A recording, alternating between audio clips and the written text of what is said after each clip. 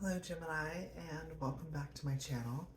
Alright, so a couple things have kind of made themselves known in the extended, at least like in this extended portion, is that part of you wanting to drop that manifestation is kind of claiming it, like claiming it as your own, claiming it as a manifestation that you made.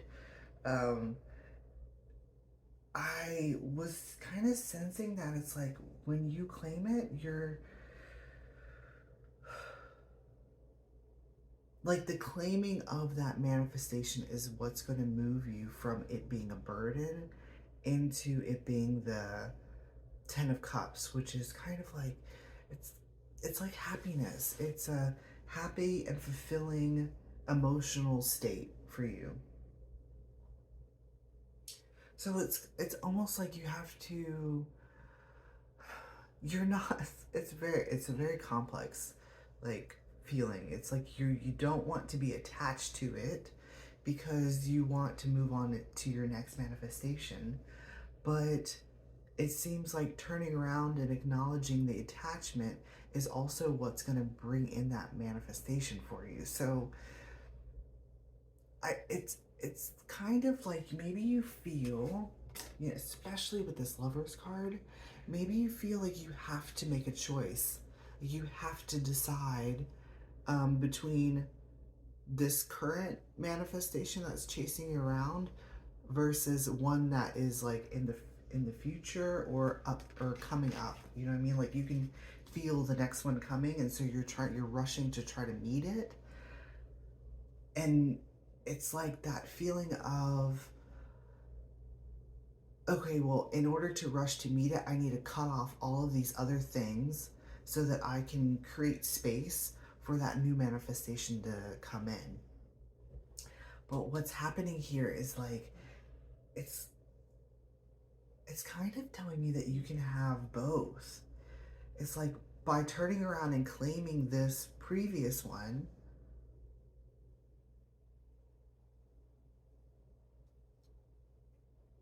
it's like it's happening one and the same. By turning around and claiming this previous one, that one then is like it's absorbed, right? It's claimed, and then it also is what propels you into the new one too. So it's like it's happening. It's either happening all at the same time, or it's all or like you're getting. It's like you're getting you're getting everything.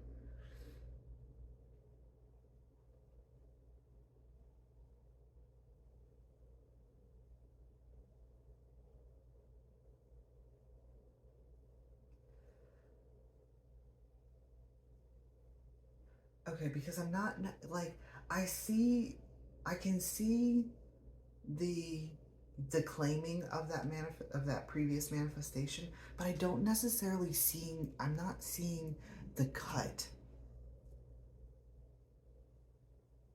So it's like it's not. There's something about it that it's like in maybe it's like because it is a heart connection. It's like it's what do you call that? Like it can't be broken. It's like a bond that can't be broken. Something along those lines. Here, let me just increase its brightness. There we go. That's what it's referring to. It's like a bond that can't be broken. So it's like turning around and also acknowledging that this bond that you have with this previous manifestation, whatever that may be for you, is presenting here as the Strength card. There is a bond that can't be broken with that manifestation. So it's like acknowledging that too. There's a lot of stuff for you, Gemini, that needs to be acknowledged. And this running away from it is not necessarily helping. Okay? It's not helping you. It's really preventing you from seeing like all of the beauty of this manifest, because there's nothing here that's like terrible. Like it's all looking beautiful. I mean, you have the Lovers, you have the Strength, Magician, and then Six of Wands. Like it's all really good energies. But you're not wanting to look at, it's like you're not wanting to, okay, it's like you're not wanting to look at the good in that manifestation. You're kind of seeing it as just a burden. You're seeing it as just a burden that you're wanting to rid yourself from. But it's like you need to go back and look. Go back and look and see the beauty of that manifestation. So we're starting off this portion of your reading, the extended portion, with the serpent. And this is, the serpent is kind of like that it's that energy that I was talking about, like you being tied to your manifestation, but then also desiring to escape it. Because the serpent's story is that the serpent wants to join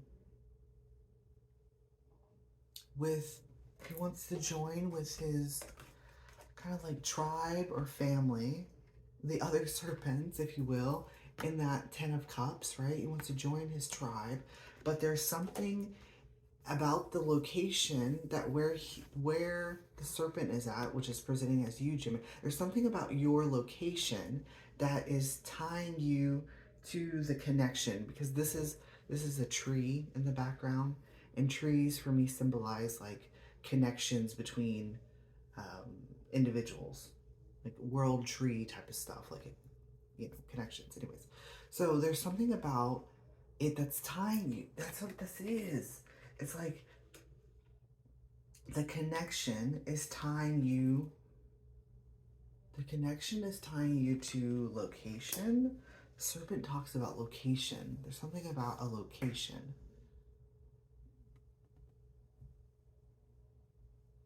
that you're not wanting to be tied to, but you also feel like you can't escape from. Well, it's the same thing. You're tied to it, but you feel like you can't escape from it. Yeah, you know what I mean. Anyways. So, whatever this tie is, it's coming with the Hierophant. The Hierophant speaks of, what do you call it? Commitment. It speaks of commitment.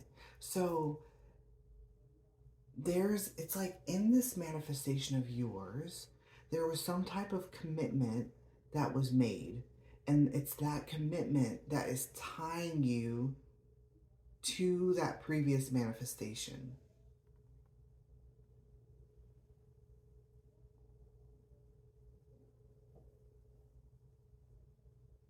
I'm just feeling into this commitment.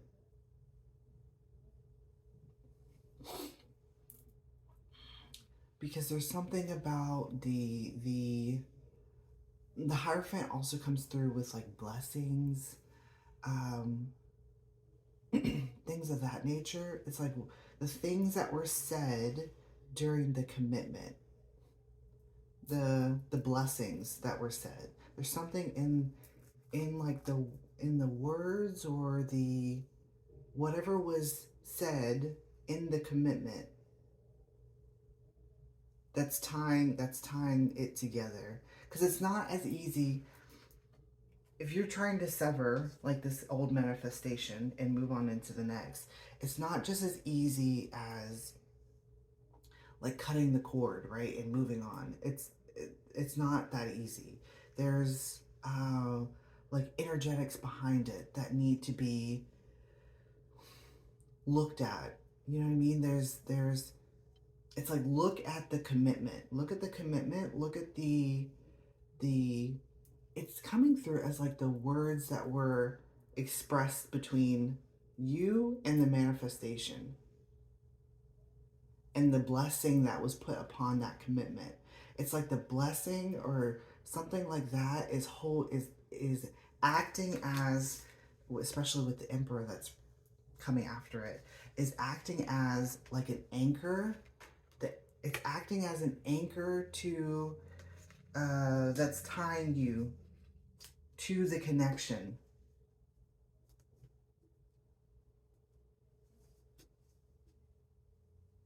It's like you got to go back, go all the way back to where the where the commitment happened, where you decided to, yes, this is the manifestation that I want. Go back to that point. There's something back there that needs to be reviewed again.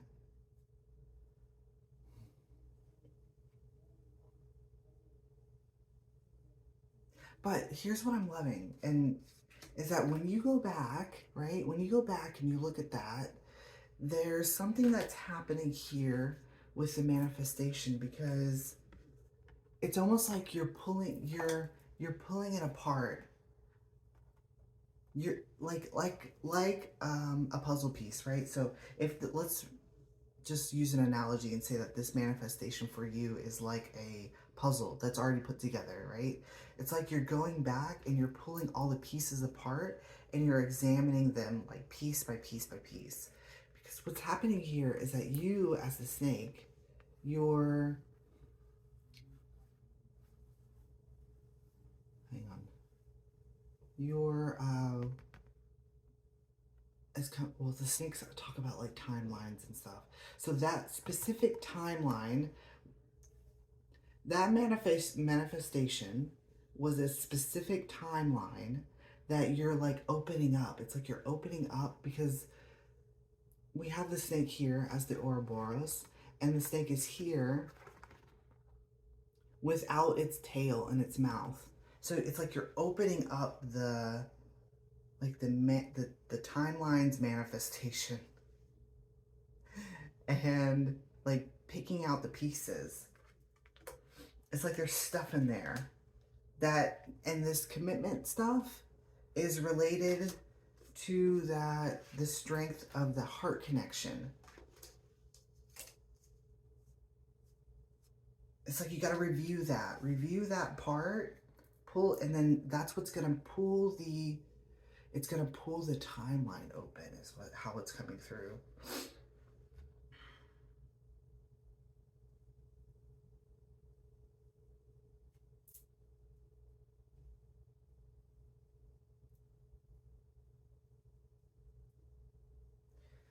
It's going to pull the timeline open.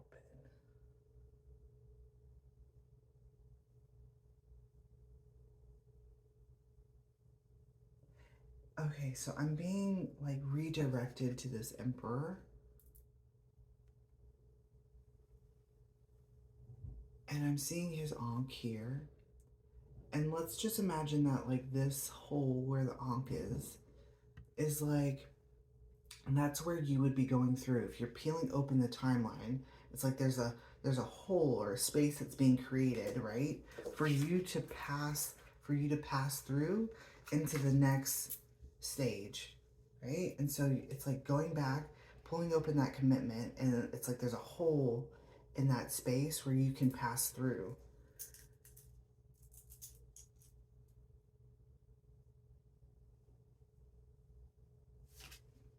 But there's something here, like he's got his hand over this Ankh. It's like it won't be shown to you. It's not going to be shown to you unless you face, it's like you have to face the emperor. Face the emperor.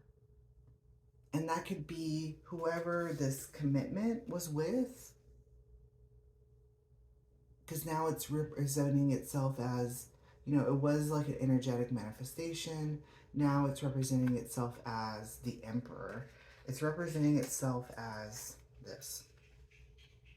So I feel like perhaps maybe the imagery might be really important for you. It's representing itself as strength and the emperor. So you have to look at, there's something in that. You have to, it's like okay, that's what it is. It's like you perceive this emperor. I'm being called back to the King of, this was at the beginning of the first reading, the King of Pentacles message to the Nine of Pentacles. So like maybe because this could be a father. It's like, or it could be whoever's the commitment is, or like, that's interesting, or kind of like the combination of the two. Meaning like this commitment being a representation of a father type of figure. So it's like you perceive them as blocking, it's almost like you perceive the manifestation as blocking your way forward. And it is in some ways. It is, but not in a way that you think it is. Like you think that it's like it's purposeful. Well, it is purposeful. It's purposeful because there's a lot that needs to be shown to you that you're not willing yet to accept, which we talked about before, so I don't need to go over that again. And it's like once all of that happens, once this one is faced, it's like you can go right through it. It's coming through with a message that like nobody's stopping you other than like yourself. The denial of this manifestation and what came out of it, and also kind of like, everything that you put into it, including that heart connection. It's like that's what's preventing you from like passing through into that new space. So the beauty here is that you're actually you are stepping out of it. You're taking what do they call that? Not a higher perspective, like an outside look, because we have, you understanding the tie-ins, the tie together. This is that world tree. And then the next thing that I see is you presented further away from the tree. So you as the artist looking at the tree, looking at the connection.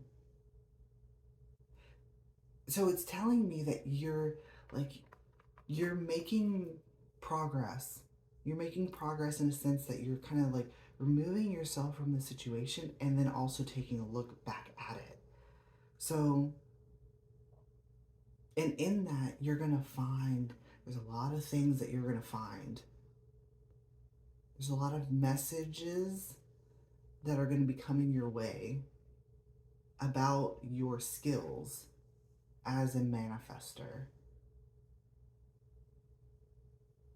And as someone who can design, especially because with these two, this is like design.